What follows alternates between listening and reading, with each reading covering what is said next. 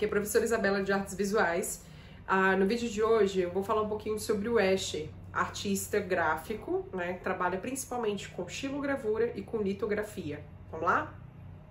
Gente, o Escher, ele trabalhava com duas técnicas específicas, tá? Que é a xilogravura e a litografia.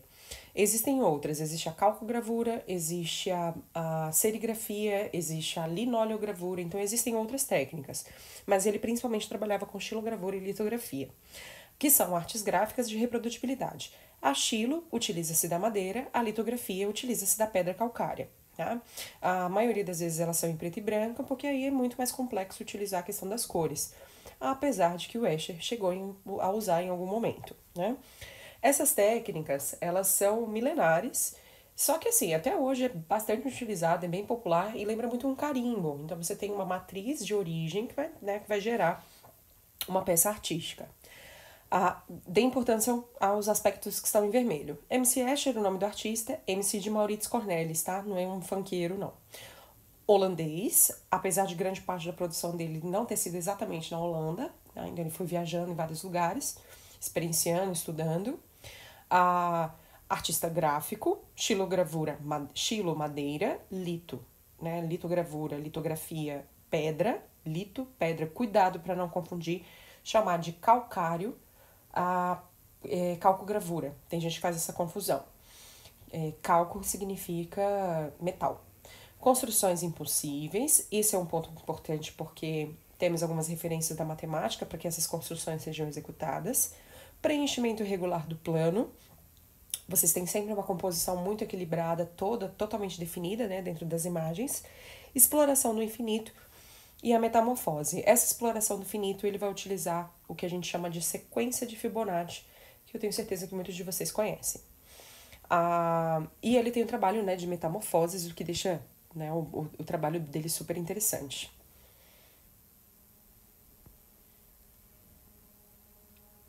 Aqui uma obra chamada Cascata. Eu consigo observar essa cena e ter uma referência de que é uma litografia. Litografias são técnicas feitas na superfície da pedra. Eu desenho na superfície da pedra, vai ter toda uma reação química, que aí eu consigo ter uma reprodutibilidade.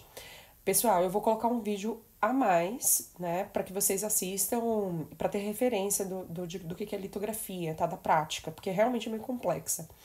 Mas eu consigo olhar e identificar que é uma litografia porque ela é mais acinzentada. Então ela tem uma transição de degradê, enfim. Se vocês observarem essa cascata, ela não tem muito sentido físico, tá? Inclusive tem uns jogos que se inspiram muito nisso. Tem um que é lindo, que se chama Moments, é bem legal. Jogo de celular mesmo, que tem uns cenários meio parecidos com isso. Aqui a relatividade, essa obra já caiu no Paz, né? Então, assim, você tem a referência das formatações geométricas, você tem a pirâmide, né, o triângulo, que é bem evidente na composição central. Você tem os personagens. Uma coisa meio Harry Potter, né? Também é uma litografia, tá? Aqui tem um videozinho mostrando ela em 3D. Com mais tempo, vocês podem, né, acessar esse slide. E aí vocês vejam com mais calma. Bom, gente, o Escher, ele foi um cara que viveu bastante, né? Então a gente tem aqui uma referência de um artista que tem períodos diferentes. Não se atenham a esses períodos como se fosse fixo, tipo, no primeiro período ele começa a desenvolver a técnica de gravura e estudando as arquiteturas. Não quer dizer que ele não vai levar isso para frente, tá? Então ele continua estudando paisagens e tal, mas começa nesse período de 1922 a 1937 a exploração de paisagens e representações imaginativas. Essa aqui é uma litografia, dá para perceber por conta do acinzentado, de uma paisagem, né? Isso aqui também é uma litografia, novamente a questão do acinzentado. O preto bem intenso, mas ao mesmo tempo com um certo degradê. E aqui nós temos uma xilogravura, na verdade são duas, né? Duas xilogravuras. Xilo é feita na madeira. Tudo que está em branco foi retirado da matriz de madeira. É muito perfeito. Olha só, nós não temos, só temos pretos e brancos. A aproximação das linhas dá a sensação de acinzentado pra gente, pro olhar da gente. Aqui é a Torre de Babel. Lindo esse trabalho. Esse aqui é o Castelo do Ar, que aí é já uma mitologia meio europeia, enfim. Historinhas, né? Também é uma estilogravura.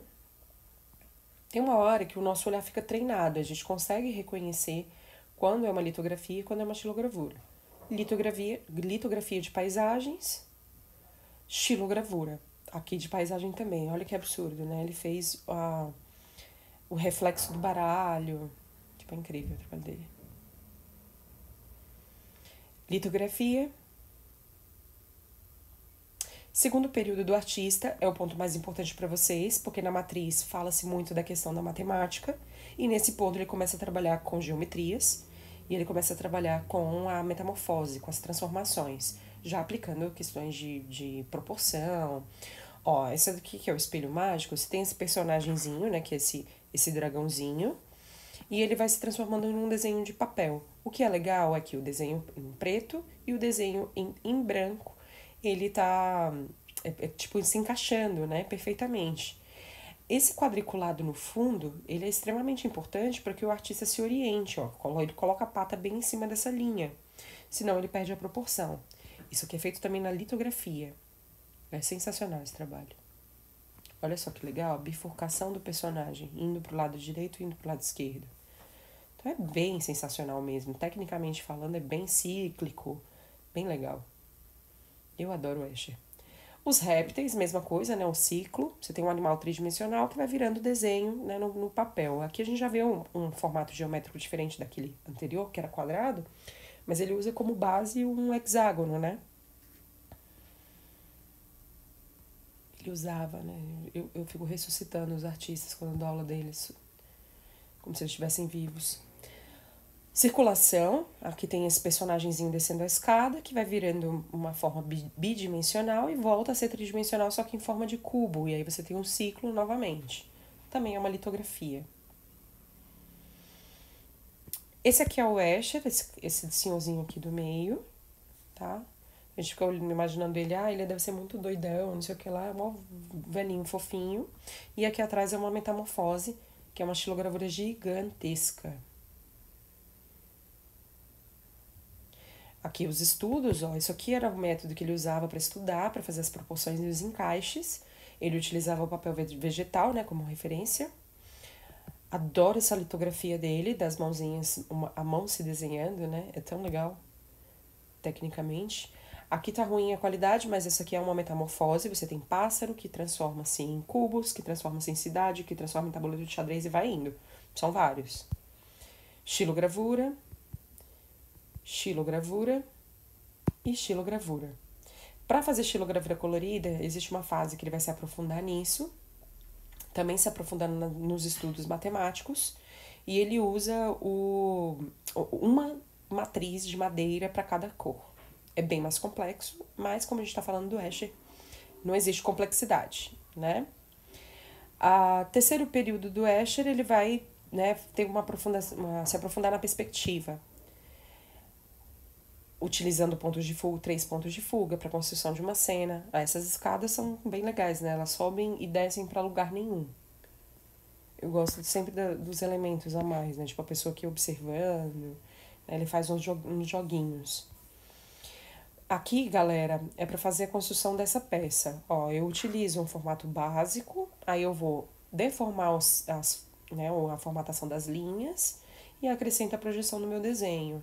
E, por fim, tenho aqui a forma, né, deformada, que é uma coisa bem da ótica. Professor, eu posso então classificar ele como op art? Pode. Bom, ele tá segurando aqui um globo de ferro e se autorretratando. Esse autorretrato é super famoso. Também as duas imagens são... Na verdade, todas essas imagens que eu mostrei eram litografias. E por último, essa daqui, que é um prédio de 2 andares, só que um andar está cruzado com o outro. Percebam, ó, que a escada de dentro, ela vai... ela tá no lado de dentro, na parte de baixo, e no andar de cima ela tá para fora. É como se esse andar, o primeiro andar está cruzado com o andar de cima. A malévolazinha aqui. Referência ao traje da época, tá? E a última fase, que é o quarto período que se aproxima do infinito. Aqui, né, eu justifico por que a gente está estudando o Escher neste momento. Porque ele tinha referência de mosaicos bizantinos. Tá? Então ele estudou mosaicos bizantinos para fazer a tonalidade, o uso das cores e, claro, os encaixes. São peixes, tá? Não são planárias. Aí os lagartinhos, novamente, gostava bastante, né, dos lagartinhos. Peixinhos. Isso aqui lembra bastante lenços islâmicos. E a proporçãozinha que ele utilizava, né, a sequência de Fibonacci para a construção das imagens. Bom, aqui tem algumas outras obras. Eu gosto bastante dessa, que é a fita de Moebius, também é uma estilogravura. Gosto bastante dessa. Inclusive tem jogos de videogame que se inspiraram nessa obra. Tem um jogo, ele é antigo, acho que ele era do PlayStation 2, chamado Dante's Inferno, que aí tinha uma fase que era exatamente essa formatação. Você tinha que dar uma fugida. Esse aqui é bem legal também, que tem uma coisa de a pessoa tá dentro do espaço de um museu, e aí ele começa a observar uma tela que vira a obra. Tipo, é umas doideiras, né, do Escher. Essa aqui também é super legal. Ó, parece o Dobby do Harry Potter. E eu acho engraçado assim, tem um monte de ser estranho, aí de repente uma viola, né? Pô, muito doido. Bem legal. E depois vocês olhem com mais calma, tá? Especificamente os videozinhos sobre litografia, que é pra saber como que é a produção. Tá certo? Qualquer dúvida que vocês tiverem, vocês podem me procurar pelo Google Classroom ou vocês podem me procurar pelo @artesvisualas. Até a próxima!